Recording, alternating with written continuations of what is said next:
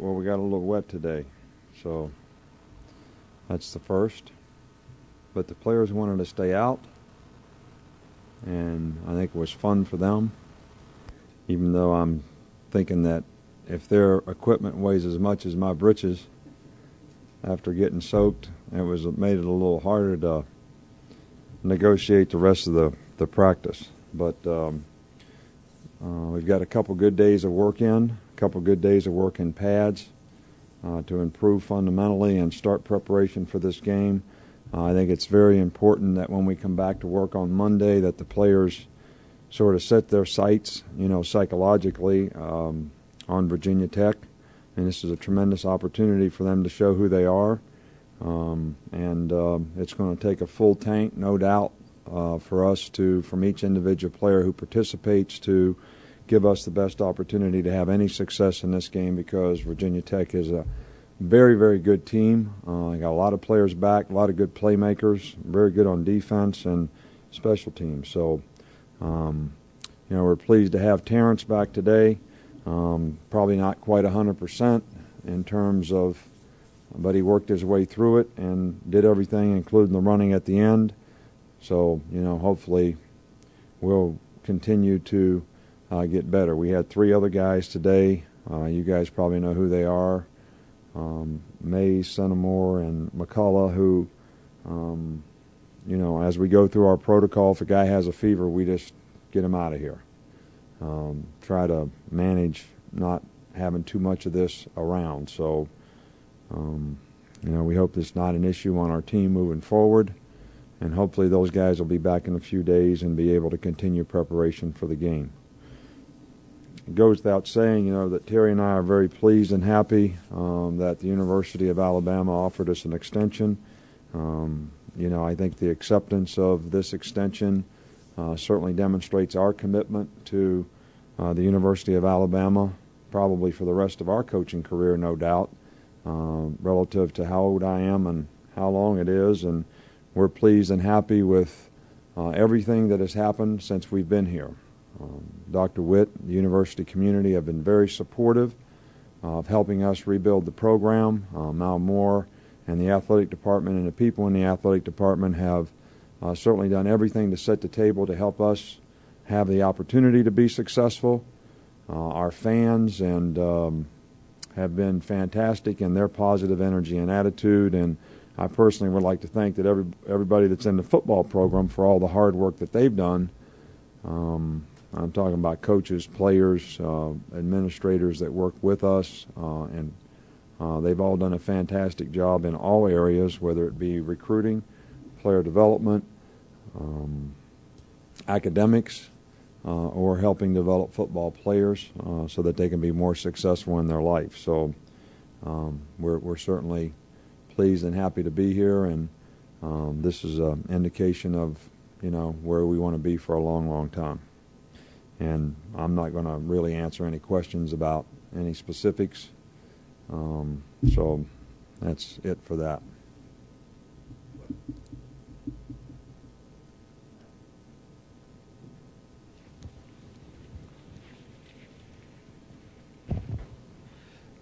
Coach, at Virginia Tech, they kind of take a lot of pride in their special teams and in what they call Beamer ball. With the emphasis not just being on solid special teams, but making things happen. Are you a fan of what they call Beamer ball? Well, I think special teams are very important in the game. I think you control vertical field position in the game with special teams. I think there's 3 parts to a game, and offense, defense, and special teams, and they're all equally important. And in most games that you have a chance to be successful in, you need to win 2 out of 3 of those. I think they've always played great defense and always had great special teams, and they've certainly blocked a lot of kicks through the years and had some good return people and turned special teams into an advantage for them. We certainly have the same philosophy in terms of what we want to try to accomplish on our special teams, and certainly think it is extremely important to be good on special teams. Last year we were good in several areas, and we weren't as good in several areas, and I think it's going to be important that we improve in all those areas if we're going to have a chance to improve as a team. Do you think Tyrod Taylor has kind of unfairly been labeled a running quarterback? And also, what are your impressions of him, and what kind of problems does he pose for your defense? Right. Well, I think that he's a very good passer, and I think that he is a scrambler, but he scrambles the ball to throw. He probably makes more plays scrambling to throw than he does scrambling to run. Now, he's a very good athlete, and he is a very good runner, but that does not, in my mind, make him a running quarterback. He can run. He does run. There is a part of their offense, the zone option part of it, some of the quarterback lead draws, some of the quarterback sweeps that they run that feature his athleticism and his ability to run, but they do a nice job in their passing game. He certainly improved throughout the course of last year in terms of developing as a passer. But the thing that impresses me most is his ability to avoid the rush in the pocket, to scramble and still throw the ball. He keeps his eyes up and keeps his eyes downfield, so he actually makes more plays scrambling and throwing than he does scrambling and running, which that is what presents most of the problems for a defense.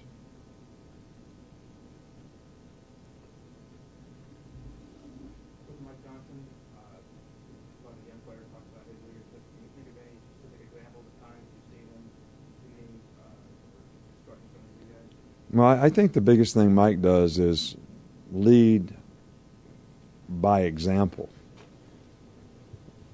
Mike's a hard worker.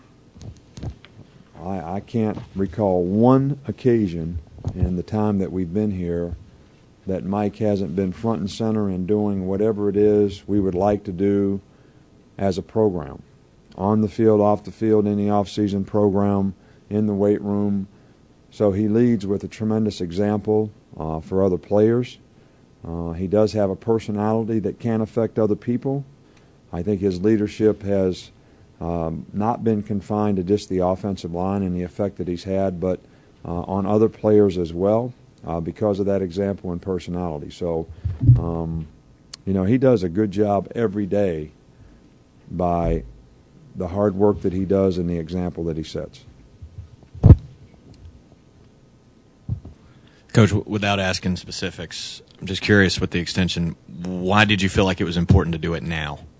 Not after the season, right before the season. I have no other comments about this. I didn't feel like it was important to do it now. It's been going on for a long time. I mean, it just got finished now. So it just got released now. I don't think it's important to do it now. I mean, I'm honored that anybody offered it and happy to accept it. And in terms of the running back rotation for this week, you had mentioned before that it didn't necessarily have to be three guys. Is that what's kind of the plan as far as the guys you might be looking at? We don't have a plan yet for that. Terry Grant has had a very good camp. Trent has done a good job as a young player. Mark has had a really good camp.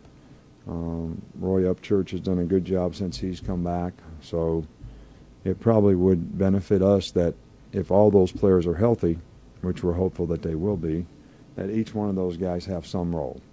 So if that adds up to 2, if that adds up to 4, it really doesn't matter to me. If they're all guys that deserve to play and can play winning football for us, they all should have some role in the game.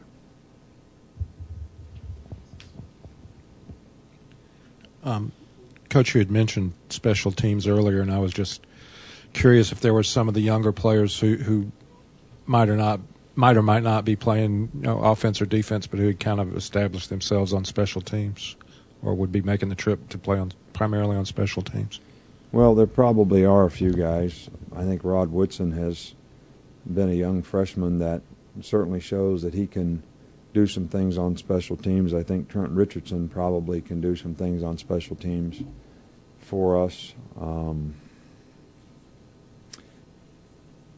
Demetrius Good has been a guy that looks like he's turning into a guy that can contribute on special teams in a lot of different ways. We have a lot of guys returning from last year in terms of what they played on special teams. Some of those guys have become starters, so we've given some opportunity to some other guys as well. But We do have some young players that I think will be good special teams players. When you mentioned Trent, is that as a returner? Is he? He can be a returner and he can do other things. He has great speed.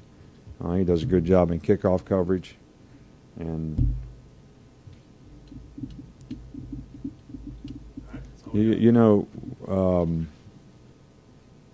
everybody is like in college football. Offensive guys can't play on special teams because they might get hurt.